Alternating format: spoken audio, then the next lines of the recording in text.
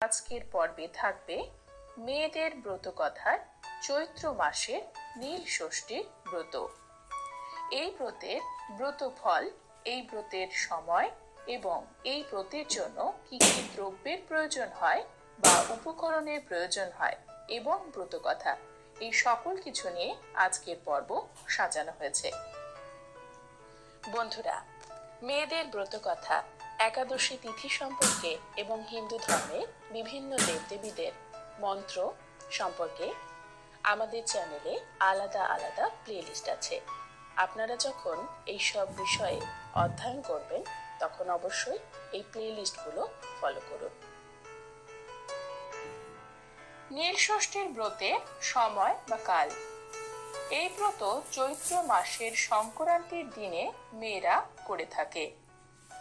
ব্রত ফল, বলা হয়ে থাকে এই ব্রত নিয়মিতভাবে করলে পুত্র কন্যাদের অকাল মৃত্যু হয় না। এই ব্রতের জন্য যে সকল দ্রব্যের প্রয়োজন হয় বা উপকরণের প্রয়োজন হয় এবং এই ব্রত কিভাবে করতে হয়।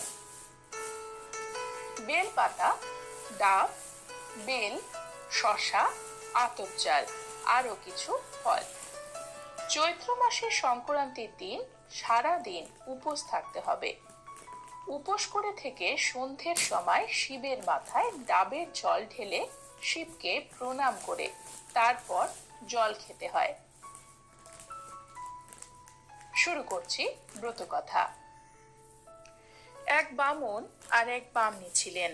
তাদের 7টি ছেলে আর 1টি মেয়ে। তারা ভক্তি করে বার ব্রত করত। ঠাকুর দেবতার ভক্তি ছিল অগাধ তাদের মধ্যে। এত দেবতা, এত ঠাকুর, এত বার ব্রত সবই বৃথা হতো। ছেলে হয়ে মাত্র 2 বছর থাকে, তারপর হঠাৎ কোনো কারণে মরে যায়। এইসব দেখে উভয়ে ভাবে, বার ব্রত, দেবতা বলো ঠাকুর বলো, কলিতে সবকিছুই মিথ্যে।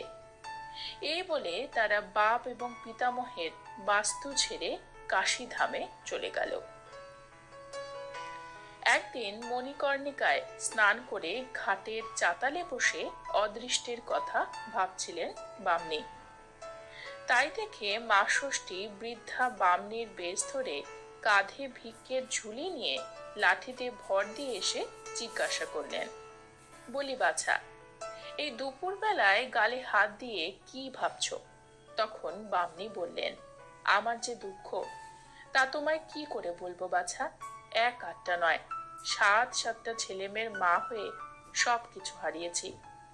তাই ভাবছি যে বারবার ব্রত করে কিছুই হয়নি, সবকিছুই মিথ্যে। কলিতে কি আর ঠাকুর দেবতা আছে? বামনী বেশি মা ষষ্ঠী বললেন, সে কি, ঠাকুর দেবতা কখনো মিথ্যে হয় না, বার ব্রত কখনো বিফলে যায়? তা তুমি কি মা ষষ্ঠীকে মানো না, তার পুজো কখনো কি করেছ? তিনি হলেন ছেলেদের দেবতা। তাড়াতাড়ি বামনী বলে উঠল, সে কি, মা ষষ্ঠীকে মানি না, খুব মানি। তখন বামনী বেশি মা ষষ্ঠী বললেন, বলি সব ব্রতই তো করেছ, কখনো কি নীল ষষ্ঠীর ব্রত করেছ? তখন বামনী বললে, না মা, কখনো তো নামও শুনিনি, ওর নিয়মও তো জানি না, কিভাবে করতে হয়। বামনী বেশি মা ষষ্ঠী বললেন, গোটা চৈত্র মাসের প্রতিদিন শিব পুজো করবে, তারপর সংক্রান্তির আগের দিন উপবাসী থেকে সন্ধ্যের সময় নীলকণ্ঠ শিবের মন্দিরে ঘিয়ের প্রদীপ জ্বেলে দেবে আর মা ষষ্ঠীকে ভক্তি ভরে প্রণাম করে জল খাবে।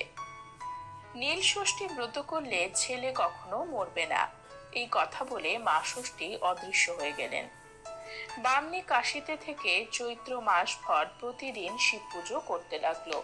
চৈত্র সংক্রান্তিতে লীলাবতীর পুজো দিয়ে শিবের ঘরে ঘিয়ের প্রদীপ দিয়ে তারপর জল খেত। দেখতে দেখতে বামনী আবার গর্ভবতী হলো। তারপর 10 মাস 10 দিন পরে সোনার চাঁদের মতো ছেলে হলো। অনেকগুলি ছেলে আর মেয়ে হলে বামনী কাশীতে খুব নাম ডাক হলো, আর তার টাকা পয়সা মোহর হিরে ঘর ভরে গেল। বামনী ক্রমে ক্রমে দেশে বিদেশে নীল ষষ্ঠীর ব্রত প্রচার করতে লাগলো, আর সবাই ভক্তি ভরে নীল ষষ্ঠীর ব্রত পালন করতে লাগলো।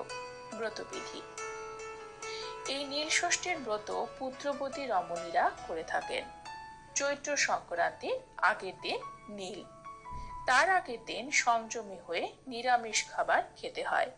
পরের দিন উপবাসী থেকে লীলাবতীর পুজো দিতে হয় এবং সন্ধেকালে নীলের অর্থাৎ নীলকণ্ঠ শিবের মন্দিরে গিয়ে ঘিয়ের প্রদীপ দিয়ে জল খেতে হয়।